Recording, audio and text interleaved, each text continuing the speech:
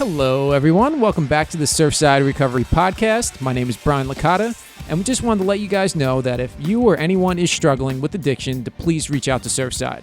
You can give us a call at 609-709-4205 or visit us at surfside.org and all of our social media platforms. Or are we just starting? Should we just start? Yeah, Hi, everybody. Welcome to Surfside Recovery Podcast. Today we have Zac Clark, all the way down from New York. And kind of from Philly. South Jersey. Jersey blood in the house, which is good. Feels good to be here. Even though I'm not Jersey blood, technically. So, PA, man. Zac, I've known Zac for about 4 years, give or take, 3.5. Yeah. Probably. Zac, we were introduced by some mutual friends. I think Lloyd. That sounds right. Don't you go back with Justin? I go back with Justin. Yeah, there's like a whole Vermont. So there's like a whole crew of guys from Vermont that all used to party together for years and years and years. So there's all these like bizarre connections. However, everybody pretty much got sober and now works in treatment, one way or the other. And so between Justin, Lloyd, whatever, we met. You've worked in addiction recovery space for quite a while now. Yeah, about 8 years. You're in long-term recovery. Yep. And so yeah. At what point does just recovery become long-term recovery? It's a great question. I think it's a good topic of conversation because I hear people say I'm a person in long-term recovery. At what point is it long-term? Just a little side note. So I think 6 months. So when I got my 5-year medallion, my sponsor said, "Congratulations, you're finally not a newcomer." However, as everything is shifted with advocacy, long-term is very generic. Right? What are you seeing up in New York? No, I agree. I mean, I'm less on the advocacy side, so I'm not out there like saying I'm a man in long-term recovery. I know there's a place in the world for that. I say I'm an alcoholic. Yeah. And junk box. I identify.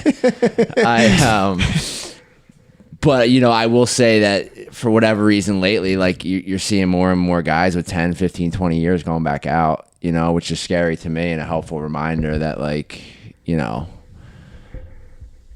despite doing this work, like there's still a good deal of stuff that we need to do outside, like when we're not between the lines to kind of hold on to this thing. Sure. So, I don't know, man, 5 years is no joke. 1 day is no joke. It's very true. Yeah, I would agree with that. It seems like overall, from like a 12-step perspective, long term, in my eyes, was always like 20 plus years. Right. Old timer was 25 years or more. A middle timer was anybody just like stuck in the purgatory of the middle.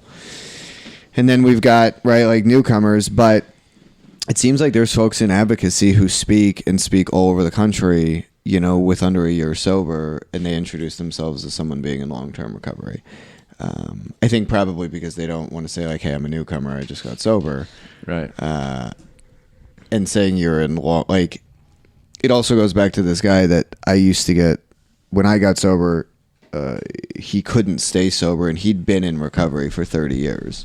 Like actively, but never did any of the personal work. He would just every once in a while stop, go to meetings for a while, eventually go back out. And he used to always in meetings share all the time about how he was in long-term recovery or he'd been in recovery for 30 years. Every meeting he would share, "I'd been in recovery for 30 years. But the detox I worked at, he was at 3 times while I was under 3 years. Right. So All right, let's switch gears a little bit. That was nice. Thanks. So tell us about Release.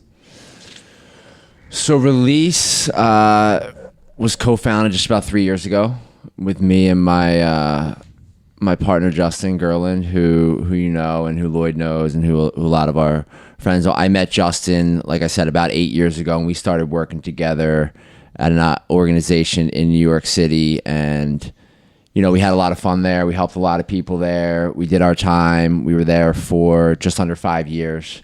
And at some point, Justin and I kind of looked at each other and said, this is great. We're helping people, but we can do more.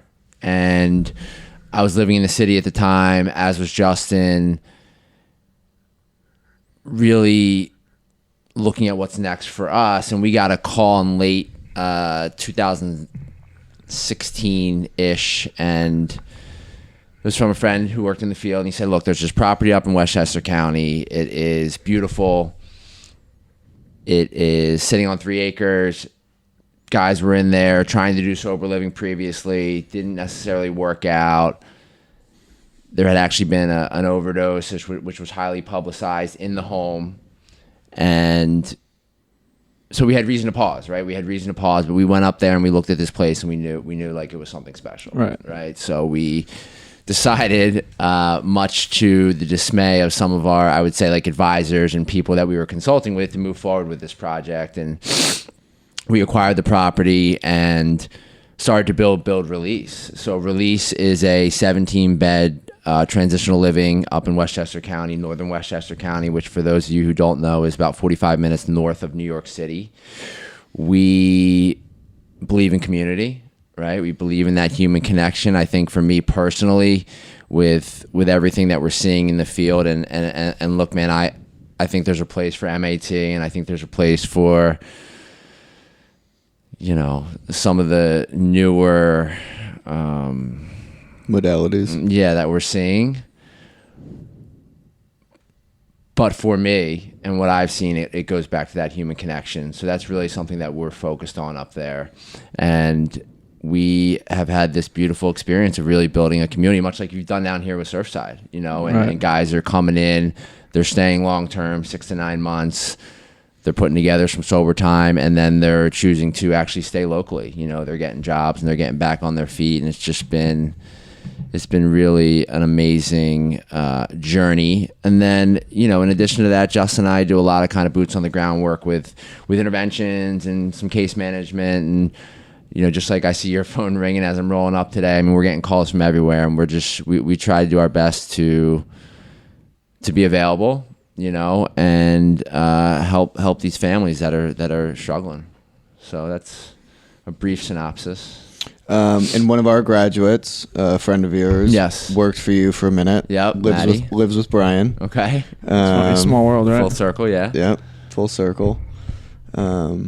So what are things that you think are important? Like we talk about this one a lot. So basically this morning, what you rolled up into.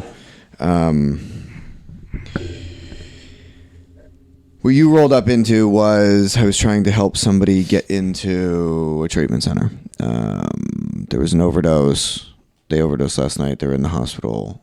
I wanted them to I was referring them to a certain place. Great facility. Based on their insurance, it wasn't working out. So that facility was like, oh, well, we'll send him to this other place over here. And they started to send a car. I put the kibosh on it very quickly because I personally don't like the other facility. I find that just not a fan.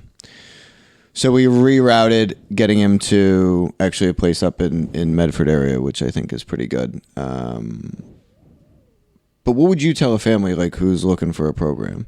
And I also say this. So I got a call last night. A family had their son for 30 days in a facility in Pennsylvania. He then went to a facility in Maryland for 30 days. He then went to a facility in Florida for 30 days. He went from residential to partial, back to residential. And now they're still saying, well, we think he needs more, but nobody can give the family a very clear idea of like what that looks like. Who's they? The facility. The facility is telling the family that he needs more. He's not ready for a step down. Mm-hmm. But nobody can seem to say why. So like, what are some things that you would like tell a family or talk to people about, or even just like people looking to go to treatment, like kids or, you know, guys, girls, I should say, like how would you say like this place is like good, this place is not good? You know, what are some red flags for you? Right. Like what really grinds you up about places? Right. A lot. Let it fly. You know, and I'm sure like you feel the same way I do. It is not lost on me when I get that first, like when I am that first call from family. It is not lost on me because having kind of been through it with my own family and personally and so many countless times with other families and seeing the entire process through, it's definitely not lost on me. I mean, I think that obviously the way that this world has changed is there's been a lot of, you know, finance and private equity money that's come into our space, which is concerning because, you know, any family can hop online and because they're scared to pick up the phone or because they don't want to talk to someone on the other line and they don't want to let anyone into what their family is experiencing, they'll run a Google search and 5 programs will come up and they'll call those 5 programs and they'll have really skilled, you know, marketers and sometimes even clinicians on the other line to sell the program and not having an education, they're going to trust that. Right. So for me, I think it's important, obviously, to know how long the program's been around, to understand really what they specialize in, because there's a lot of programs out there that specialize in everything. Trauma, eating disorder, you know, alcoholism and drug addiction. And they're holistic. Yeah. And it's so you get it. And I think that what I'm seeing more so now than ever is no 2 cases are the same. You know, no 2 cases are the same. And, you know, an 18-year-old kid who's having a psychotic break because he just smoked some bad pot is going to be completely different than a 55-year-old who's, you know, been drinking for 35 years. Yeah. So, you know, it's taking the time to do the research and be diligent and then really understanding also, you mentioned insurance, like is there finances available? What is your insurance? And doing the best you possibly can from day one to make their financial capability stretch as long as they possibly can. Because, you know, if you have a family that says, I have $30,000 to spend on this process, well, I don't want to burn that up in the first 30 days of treatment. You know, I want to find them a good treatment program that's going to do good work and get them detoxed and, you know, hopefully. And I know, and families, I know on my end, families tend to struggle with that idea that, like, because I'll say to them, well, you know, you need to understand how much you're willing to spend on this whole process. And you need to be prepared to at some point say, okay, there's no more money to spend. And families aren't prepared for that. Like they don't understand. It's like, you know, the response typically is like, well, how do you put a life on my loved one? Or how do you put money, you know, value, price tag, right? Yeah. A price tag. But on the flip side of the coin, like I think a lot of families are under the belief that like they'll go to this one place, they'll get treatment, they'll be treated, be fine. Right. Yeah, it's usually how the first one is. My parents and really myself thought the same thing about the first one. Like they got sold this thing like, hey, if you pay, you know, X amount of dollars, send him here for 3 months, like he'll never drink again. Did you went to West? Uh-huh. I thought so. Yeah, that's what happened there. So How long did you stay clean out of there? 12 hours. 3 or 4 days. Like I went in with a pill habit and I came back shooting dope. Ugh. That was my first rehab too. Yeah, like I went away and the whole time I'm there, I'm like, yeah, no, like I can't do perks anymore. And then I came home. I turned 21 when I was up there, and then came back, started drinking with my friends at like the bar. Probably, I maybe came back on like a Tuesday, and like that Friday I was out drinking, and then I don't know, maybe a week or two after that. Did you I started think to shooting yourself dope. like when you were at that bar, like this might end badly? Or were you just like, sick, I'm 21? No, I was just happy to be the fuck out of treatment. Because like I didn't want it. The only reason I went in the first place is because I owed somebody a lot of money. So I left to just Dodge town. leave. So did you ever pay him back? No, of course not. Did they ever try to find you? No. What would you do if you saw him tomorrow? Probably nothing. I definitely wouldn't give him the money back. That's for sure. I don't know. You charge it to the game, you know what I mean? I mean, that's always how I felt about that. I know some people say something different, but, you know, I've gotten beat, people have gotten beat, and it all works out. So Sweet. if I borrowed money from them now, it'd maybe be a different story. So What are you saying? What do you? I mean, how about what if I flip the question back on you? I mean, what is your response to the question you asked me? treatment isn't treatment. In most circumstances, it's not treatment. It's information. And I say this over and over and over, so it's not like something I haven't said on this podcast before, but you know, like I do a whole training with James Ryan from Ashley, and you know, it's about memory. So the healthy human mind can remember 30% of what happened in the last 24 hours. So tomorrow at this time, you'll remember 30% of this podcast. If I'm lucky. 48 hours later, so 72 hours out total, your overall takeaway will be 10%. So, you know, typically when people are in treatment, what they're remembering when they leave, right, for the average like 18 to 35-year-old dude, what they're remembering is like, was the food good? Were the girls pretty? Was my counselor an idiot? And that's about it. Yet in treatment, sorry, Brian. In treatment, we've got folks who, we've got untrained therapists doing trauma work, not understanding that if somebody is 30 days abstinent and you just opened up a whole bunch of trauma, that they're going to be in a worse position going out than when they were coming in. So, and then everybody stands around with their hands in their pockets like, oh my God, I don't know how he relapsed. I don't know, he was doing so good. Well, but we just opened him up, and now it's like a raw nerve facing the real world. And of course, you know, nobody wants to do aftercare. Everybody wants to go home, you know, and get their,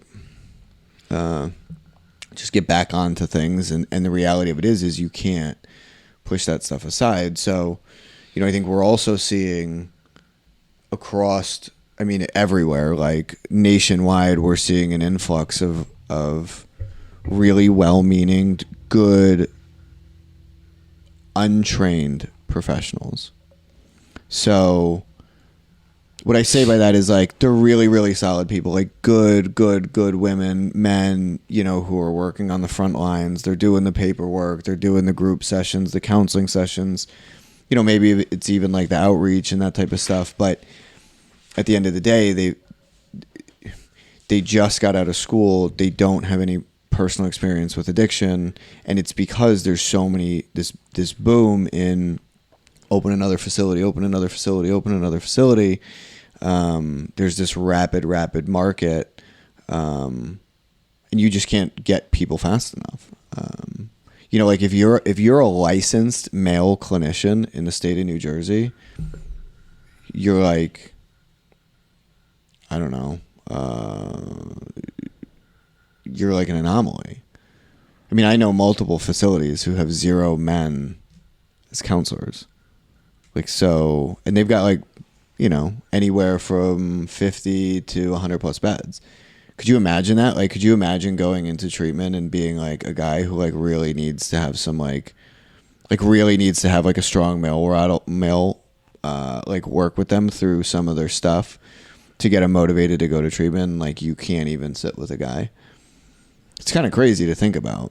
So so you walk out of this podcast today and you're carrying on with your day, and at 11:30 you get a phone call that a family's looking for you to guide them in this process. What are you doing on that first call? How are you, I mean, knowing that you can't be everything to everyone, right? I mean, it would be impossible. What are 2 things that you're telling that family to do when they hang up the phone? Slow down. Take a deep breath and slow down. That it's not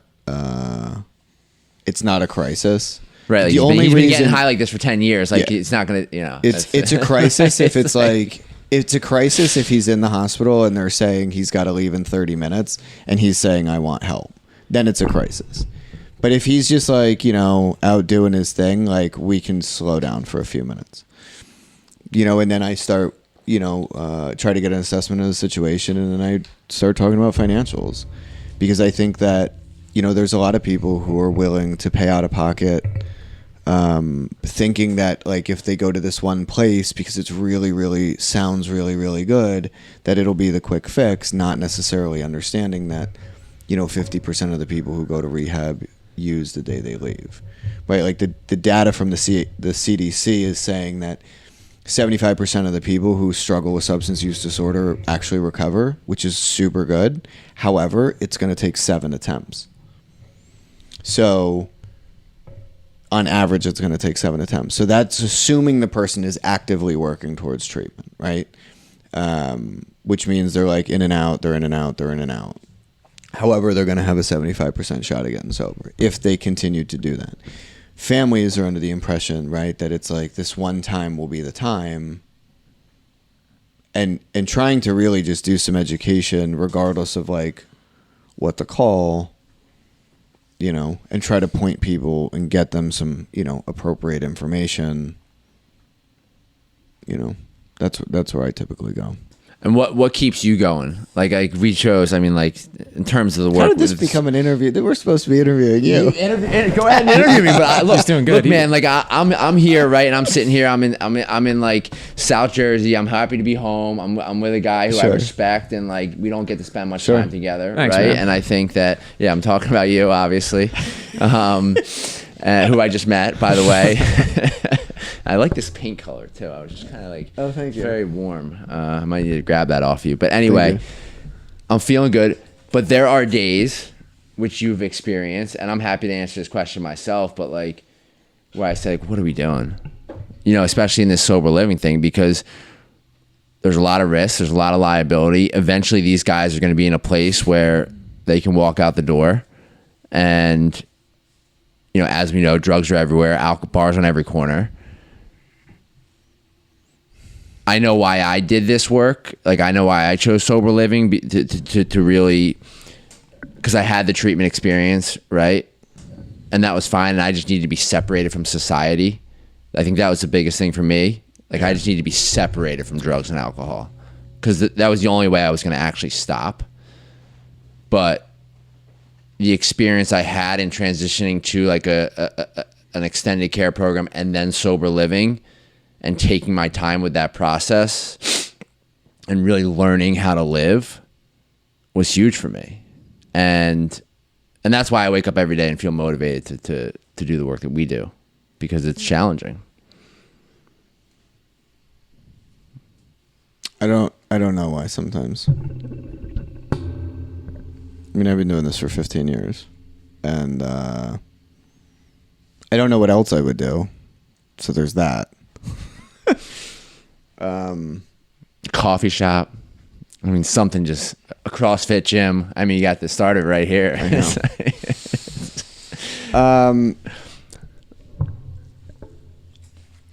I mean, I really believe in what we do. I believe that. You leaving us? Nah, I just You just gotta flip the thing. adjust the camera. For editing or something. I think that there's a lot of people, I do what we do, and we started Surfside because I think there's a lot of people that they don't know there's another option. They don't know that recovery is more than just sitting in group.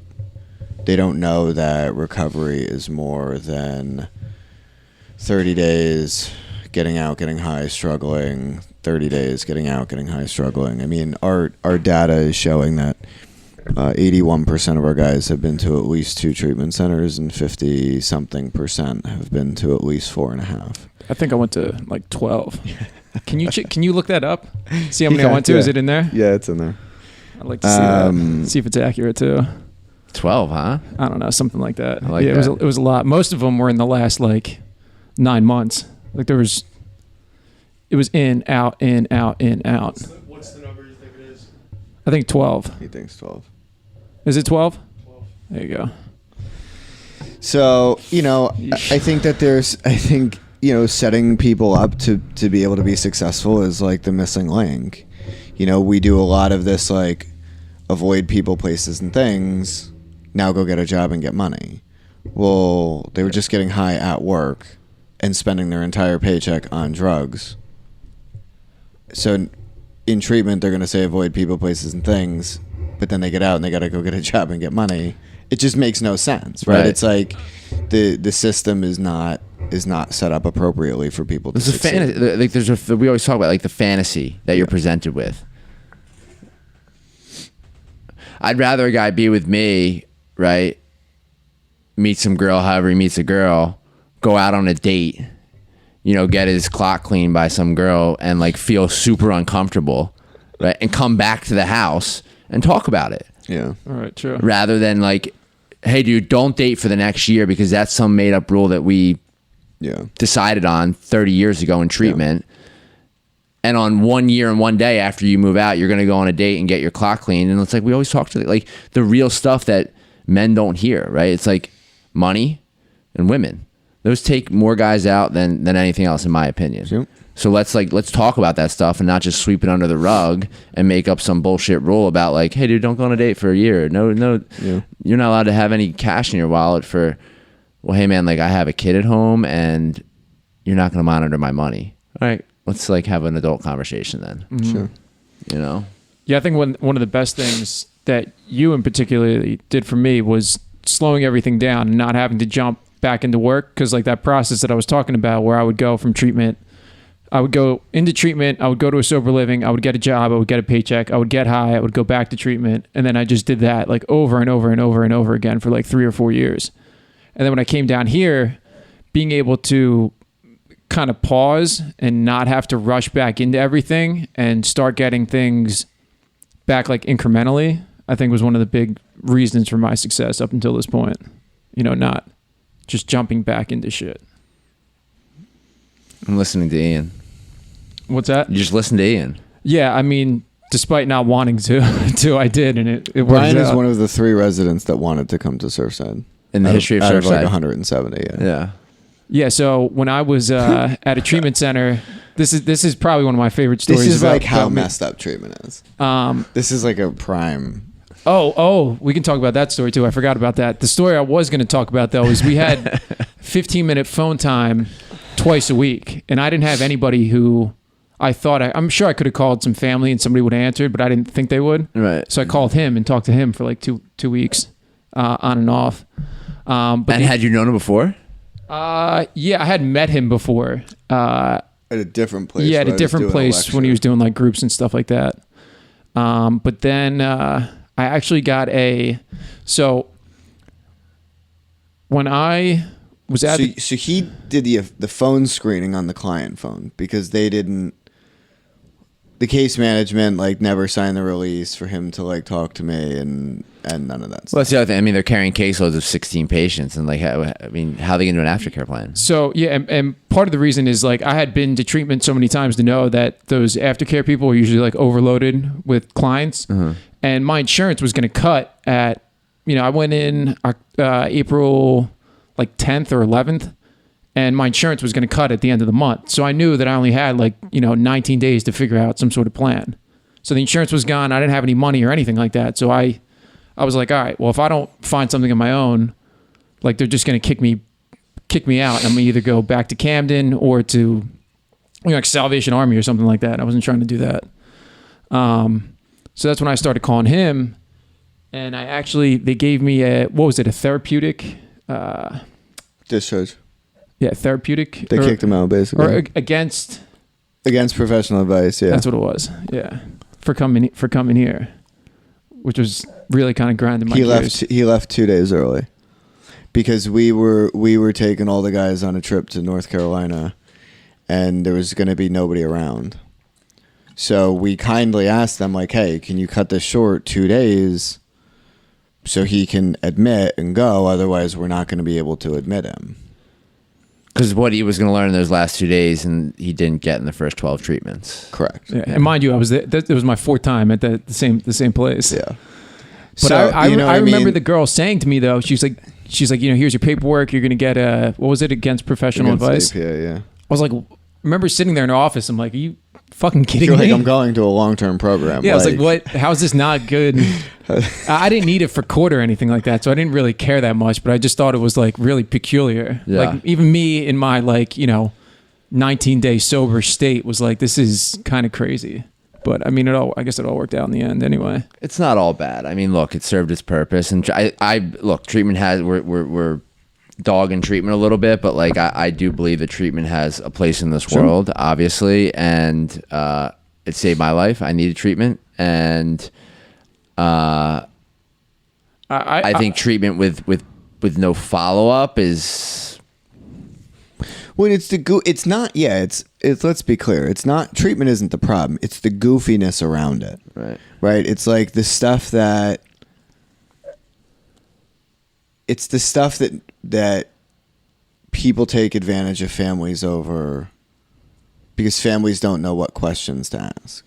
Right. Like when we built this office, I feel like I was kind of taken advantage over. I didn't know what questions to ask. Nobody, my very first point of contact, never educated me in the process. I never had anything built before. So I asked, he said, "What do you want?" And I told him what I wanted, and that's what he made happen. But, through the process, it was like, "Oh, but by the way, if you want this would be a really good idea, but it's going to cost this, and this would be great, but you're going to have to do this, and oh, but what about one of these things? And oh, yeah, that wasn't included, so you got to pay for that." And like that's the stuff that right I'm talking about ultimately, right? Is like, a friend of mine works for a facility. They're nationwide. They've got 500 beds, a bunch of detoxes and residentials, and he basically says like the job of a 30-day program is to detox somebody and get them to the next place. And some facilities do that fantastically, and some don't do it at all.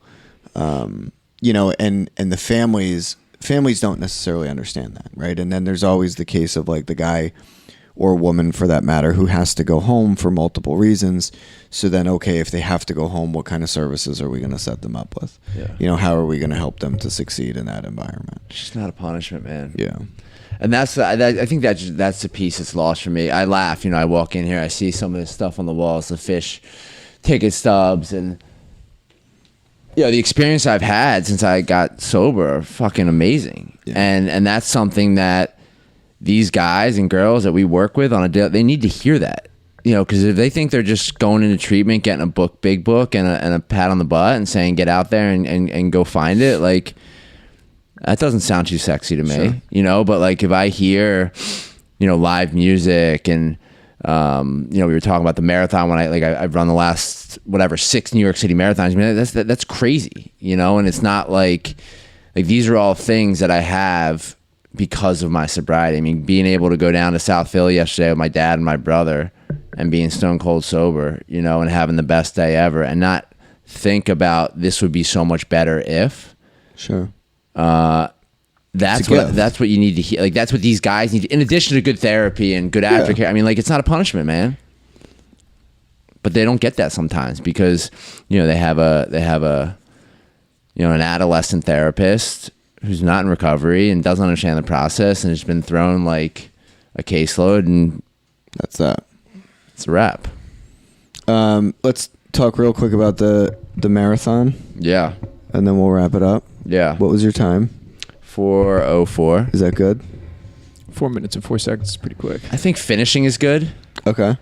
So this thing, the New York City Marathon, is something that has really become my yearly reboot. It's really a spiritual day for me. I watched it. So I moved to New York 8 years ago, and I watched it kind of my first year there, and I said, I will never not do it. Like I was moved watching these people run the race, and I'm not from New York. I have no connection to it other than it's kind of my safe place, which is ironic. Like I've never drank, drugged, ran around New York City. So the next year I signed up and I did it, and we raised some money to provide, ironically, scholarships to people who couldn't afford treatment through an organization called Run Well. And we had like 5 runners and did about 20 grand that year, which was cool. And I committed. I was all in. And what I found that first year and just running it was, it's like in this country that we live in today, right? Which I'm not going to go down some political rabbit hole or whatever else, but it's the one day in New York City where everyone's on the same page. You know, it's all love. There's no race, religion, creed, politics. I mean, it's just nothing. Everyone's cheering for 50,000 people to finish this like race. And once I saw that and I got a taste of it, I was all in. And so, like I said, this was my 6th year. Our team had like 15 runners this year. I think we did about $100,000. I ran my good friend Alex Densman from Ashley, who you guys probably know. He's their he's a vice president down there who I think they do good treatment, right? I can plug that. Yep. Alex and I ran it step by step this year. So we started together, we ran the whole race together, and we finished together. It was an amazing day. Did you wait for him or did he wait for you? There's a little bit of both. Okay. I mean, like we lost. Like I think there was like I do a lot of kind of singing and dancing and high-fiving out there. I really, you know, You get into it. I get into it. I get a little pumped up, and Alex is like he's don't mistake his quietness like for he's a killer, you know, like he's stone cold, and he had his pace going, and we saw his wife and some of my friends around mile 17. I saw that on Instagram or something. Yeah, we were pumped, and so it's cool, man, and it's something that we actually just started our own nonprofit. Justin and I and a couple other people in the recovery community up in New York, and we're going to try and raise some money for people who can't afford it. So we just applied for bibs, afford treatment, therapist, whatever it is, you know, and there's going to be obviously an application process. We're not just going to give funds away, but we just applied for bibs for next year's marathon, and we're going to do some cool events in the community and try and bring some people together and do some of the things from a non-clinical perspective, because that's something that I know. Like, I'm not a clinician, you know, you are, and I know what I'm good at and I know what I'm not good at. So if we can create some community and host some events and do some cool shit up there, I think, you know, we might help some people along the way. You should run in that next year with him. I'll skateboard behind him. I'll go. Sounds like fun. We could get you. I just need like 10 or 15 minutes. You can raise money for Surfside, bro. Yeah, dude. You can raise money for Surfside.